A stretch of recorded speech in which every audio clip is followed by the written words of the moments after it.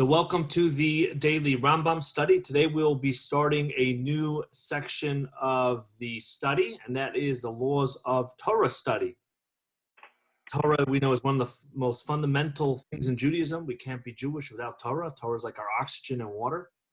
But yet, like every mitzvah in the Torah, there's specific guidelines, and the Rambam is going to go through those guidelines of what the mitzvah entails.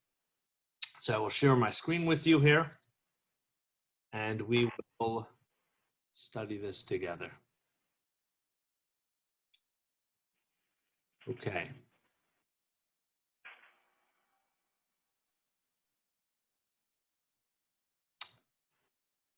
Hilchos Talmud Torah, the laws of Talmud Torah, of study Torah.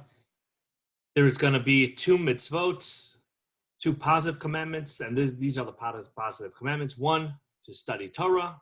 Two, lechabed melamdeh v'yodeh. There's a mitzvah to honor those who study and know the Torah. And these mitzvahs will be explained in the following chapters. So it's important also to give a little bit of introduction before we start this. And that is that there's two parts to Torah study. One is to know the laws of what you are supposed to do. It's almost impossible to be a Jew without knowing or studying Torah, because how are you going to know what to do? How are you going to know how to be Jewish if you don't know what Judaism, what the mitzvahs are, or what I'm supposed to do, what I'm not supposed to do? So you have to study Torah to know what to do. And in that case, there's many different there's many different mitzvot, and we know that although women are exempt from many of the positive commandments, because any positive commandment is time bound, women are exempt from.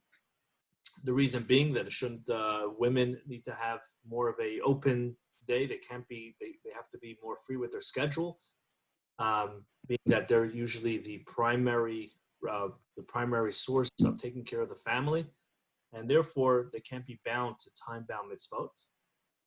And therefore they're exempt from many mitzvot, but the mitzvot that they are to perform and to fulfill, they must know those laws, just like anybody else must know those laws. As well as some other categories of other types of people. For example, minors are exempt from all the mitzvot, but they have to know they have to also study Torah to know what they should be doing. So there's this idea of Torah study, which comes to perform a mitzvot, that everybody has to study Torah, men, women, and children. But then there's another idea of Torah study that we're going to see in the Rambam, and that is the Torah study for the sake of Torah study. It's not in order to know what to do, but rather it is for the sake of the Torah study itself. For example, when you go to get your driver's license, you take this rigorous test, or I don't know how rigorous it is, depends what state you're in, but you take a written test, and you have to learn the booklet and all the laws about driving in your state, and then you take the test.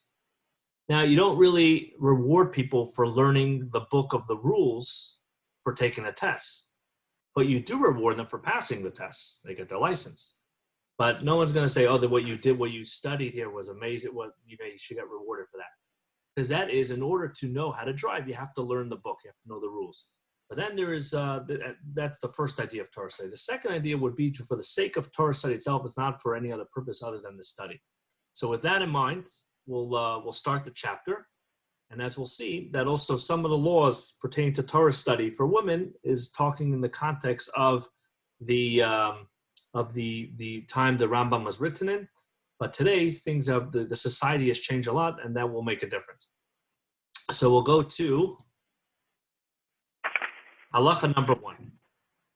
Nashim, women, avadim, and for different reasons, slaves, which here we're talking about the Canaanite slaves who are obligated to perform mitzvah, some of their mitzvot, and minors, they are exempt from the Torah study. Although a minor is exempt from Torah study, his father is obligated to teach him Torah, and this is actually this week's Torah portion that we read today, Parshas Eikev, and also in the Shema, that you should teach your sons to speak in them, in other words, to speak in the words of Torah. A woman does not is not obligated to teach her children. Shekol hachayav lumod chayav lelamed. Only those that are obligated to learn are obligated to teach. So the obligation falls on the father, not on the mother. And it is brought that because usually the mom is the one that enables the Torah study and helps get the children ready for being able to study the Torah. So she actually shares in this obligation or this reward for the actual study of this, for the sake of study of Torah. Halacha beis. Kashem shechayev adam lamed es benoi, kach hu chayev lamed es benoi. The same way one is obligated to teach his child Torah, he also has to teach his grandchild. Shenemar v'daitem levanecha levnei vanecha. As it says, you shall make it known. You should teach your children and your children's children's. Your children's children. Not only your grandchildren, it's a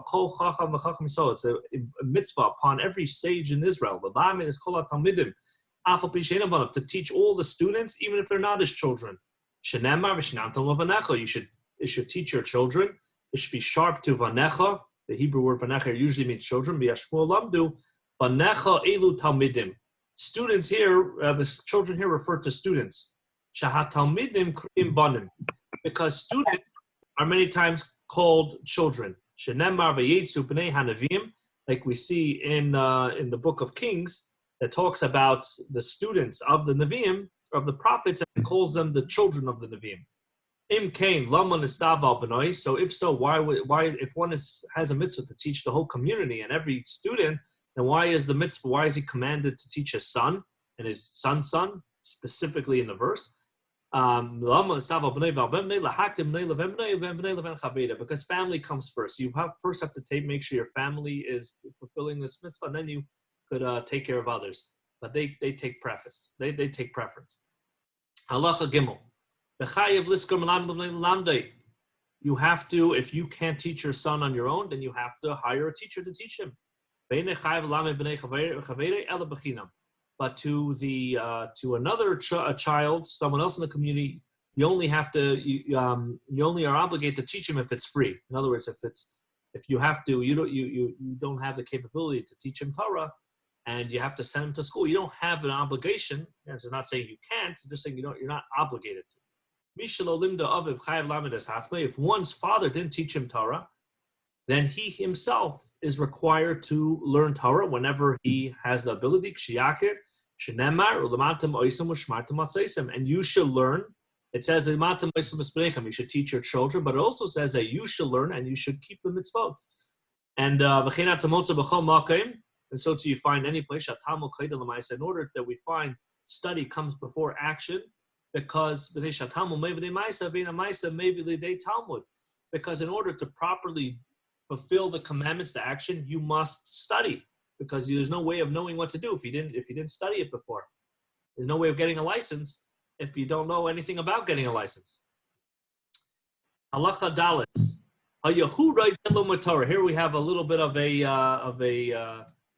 Here we have a little bit of a tight situation. He wants to study Torah. And then he has a son who wants to study Torah. Who comes first? It says, who he comes first. This is obviously talking about a case where only one of them is able to go and study. And if you see it, his child is exceptionally bright and exceptionally learned, and he's going to learn a lot more than the father is, then his son comes first. Even though his son comes first, a person should never cease or should never give up Torah study on his own. Like we said, just like it's a commandment and an obligation for him to teach his son, he also has to teach himself. He has to learn himself. So a person should never say, I'm teaching my children, I'm supporting other children studying, I don't have to study myself. Every single person must study. Halacha, hey, the Olam Yom Torah, this is a halacha that gives us good advice of how one could acquire more Torah study. So Olam Yom Adam Torah v'achach isha, it is preferable the person should learn Torah first and then marry. Shimna seisha tchila ein daita b'nei lima. Once you get married, then you have a family and you have a lot of other concerns to take care of. Your mind is not free to totally focus on study of Torah. But if one is single and he finds himself not being able to, he finds himself being distracted by his Yetzer Hara, by foreign thoughts that disturb his Torah study, that he's not having the whole advantage of studying Torah when he's younger before he gets married, is that he's able to focus on his Torah study. But if he finds himself lacking that focus, he should get married first and should then study Torah. Halacha Vav.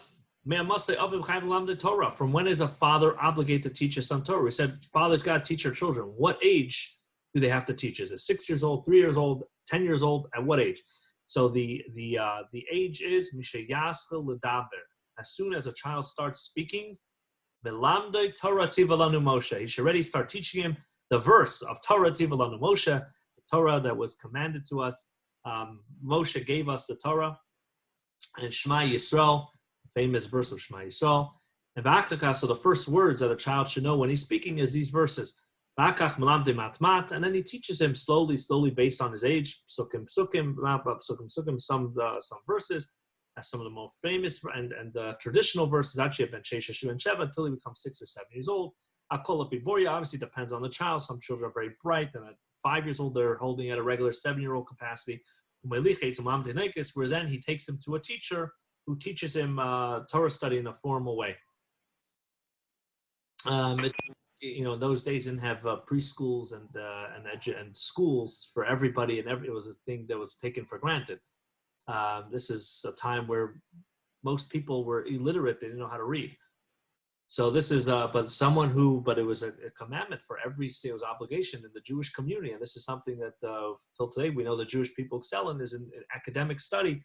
But it always in Judaism, Torah was always everybody would make an emphasis on studying Torah, no matter where he was. This is halachas number 7.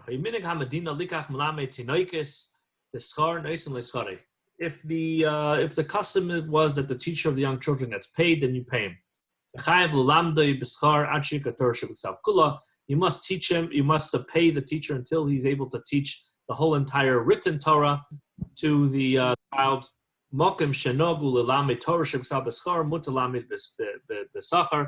In a place where the custom is to teach with getting paid, then you're allowed to teach with getting paid. But as we'll see,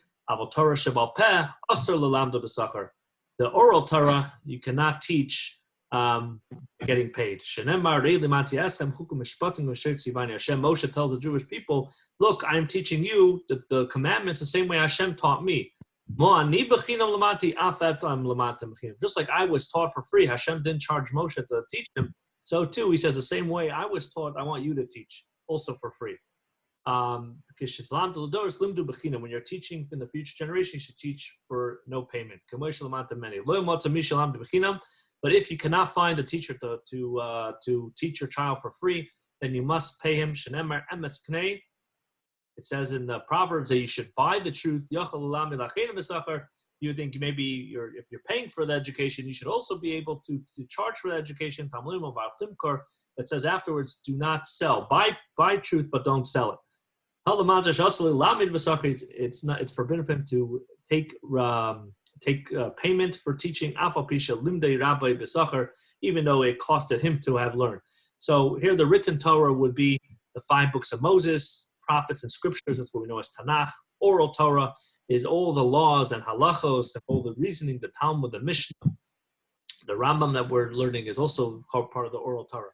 Now this is obviously, you're probably thinking to yourself, well, Jewish schools we know are very expensive, and almost nowhere in the world you're going to find a free Jewish teacher.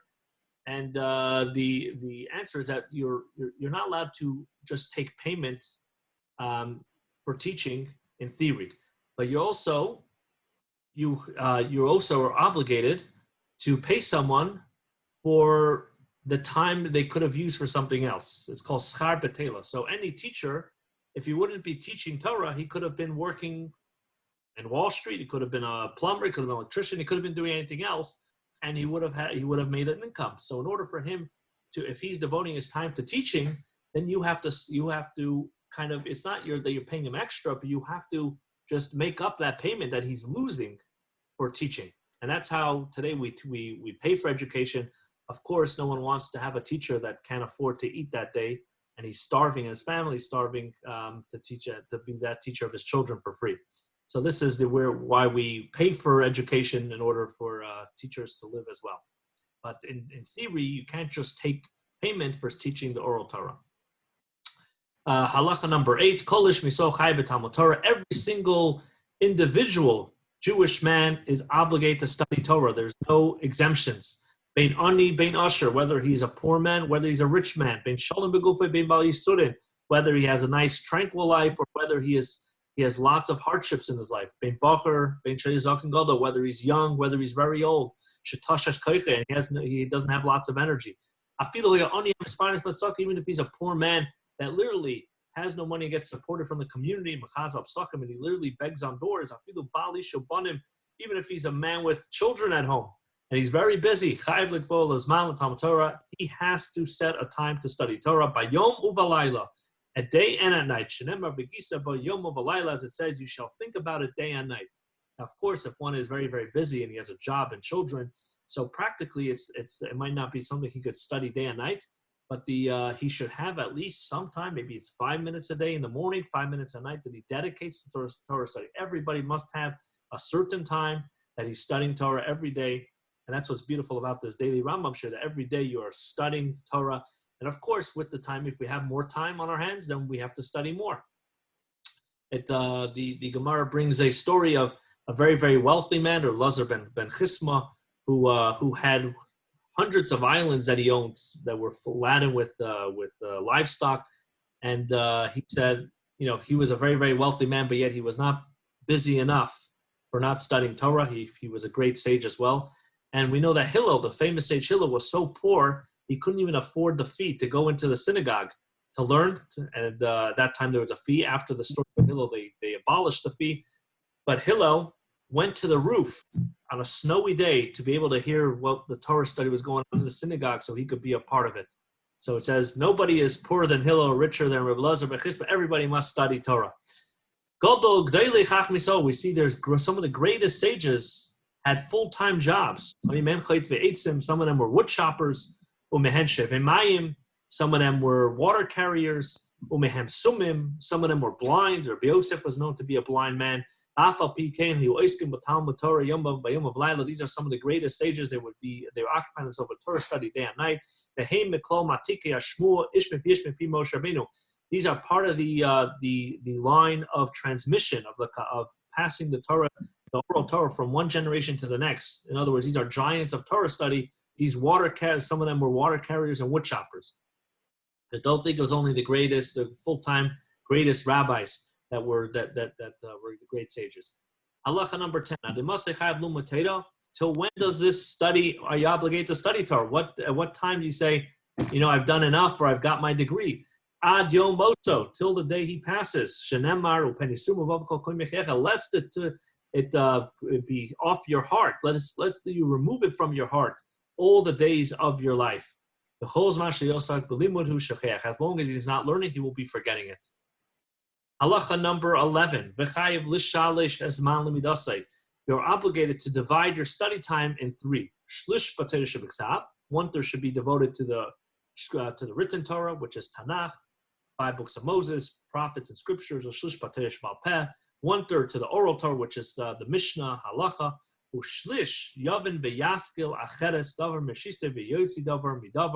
another 1/3 should be devoted to understanding the reasoning and comparing one law to another law, and understanding the 13, how each law is learned out of the 13 principles of the Torah and the different laws that come about it. How to basically be able to define and to take and to be able to take out of certain situations and to apply it to similar situations. What is asur, what is mutar, what is forbidden, what is permitted. Basically, what a rabbi does. And any similar things that he learned according to tradition and oral Torah. This is what we call Talmud. If you take a look, if you learn Talmud, you'll see this is exactly what they do. They get to the bottom reasoning of it, and they compare one law to another. Again, this is if it's not clearly written in the Torah. And this is what we call the oral Torah, but understanding the intellect behind the oral Torah, understanding the reasoning, not just understanding the law, not just knowing the law, but understanding the reasoning behind it. That's called Gemara. And a person should devote a third of his time to that. If someone was he was a person who had some type of job, he was working 3 hours a day. And 9 hours he was studying Torah. Just gives us a little glimpse of what the priorities were those days. Post 9 hours, 3 of them will let you be devoted. Again, this is giving examples, not saying that everybody was studying 9 hours those days, and not saying that you must study 9 hours today. It depends on what your capability is. Most of us can't study 9 hours. But if you had 9 hours, 3 of it would be devoted to the written Torah, 3 hours to the oral Torah, and another third would be to understand the logic and the reasoning behind it. And the Divrei Kabbalah, which here is not to be confused with Kabbalah as Kabbalistic teachings, but Kabbalah here is as traditions. The words of tradition, which is basically teachings that are passed down generation to generation. These are considered to be part of the Torah Shabbat, but their explanation is the Torah Shabbat. So the actual law is the Torah Shabbat, the written Torah, but their explanation is the oral Torah. The Pardes is a acronym for the 4 different levels of Torah study, general Torah study, which is Pshat, Drush, Pshat, Remez, Drush, Soid. Which is the 4 different types of Torah study: the simple meaning, the deeper meaning, and the hidden secrets that are found in the learning. These are part of Gemara, the 3rd category. When are we talking about a person should divide his time of Torah study into 3? When he first starts learning.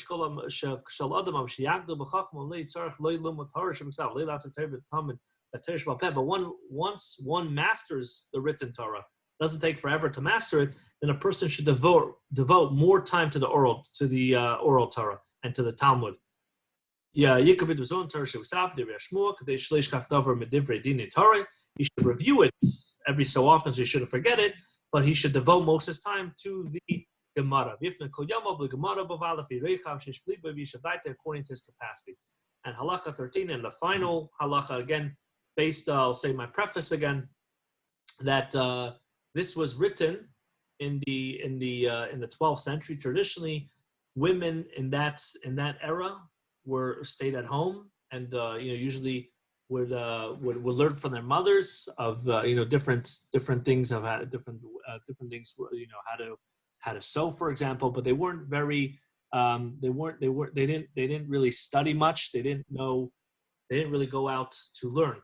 They were more involved in the house and running the household.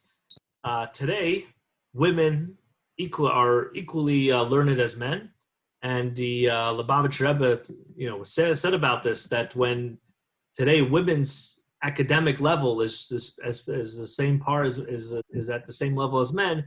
In secular studies, this should be no less by Torah study as well, and they should have full academic Torah study, and they should be able to have the highest levels of Torah study available. And in fact, it's an emphasis in Chabad circles, as well as we know that the whole system of Beis Yaakov was started before about 100 years ago, over 100 years ago, for women to study Torah in a organized and to study lots of Torah. And we know from the Chabad Rebbes, many of the Chabad Rebbe's daughters were from great Torah scholars. They knew a lot more than many other men. So with that, it's just important to understand the context of this halacha. And we'll say that this doesn't necessarily apply today. Isha shalamda Torah yesh la sachar. A woman who studies Torah, she has reward. It's not like the reward of men, but she is not commanded to study Torah for the sake of Torah study. Like we said, she's commanded to study Torah to know what she has to do, but not for the actual sake of Torah study. Someone who's commanded to do something has greater reward than the one who is not commanded but does it anyway. even though she has reward. Our sages said a person should not teach his daughter Torah, because most women in those days were not literate and didn't have enough knowledge of Torah study, and therefore they might take it out of context and not having the right mindset for studying the Torah. Sages said whoever teaches his daughter Torah is as if he's teaching her poetry or things that are basically like nothingness. He's not teaching her much. But it's talking about the oral Torah. He should better not teach her, and from the onset, but it's not as if he's teaching her just idle things if he teaches her the written Torah. Again, today, it is the most important thing for all women, girls, women, to study Torah and to have the highest levels of Torah study available for them. And in fact, this is what we find. But here we have the first chapter. This concludes the first chapter of Torah study. And it gives us a little bit of an idea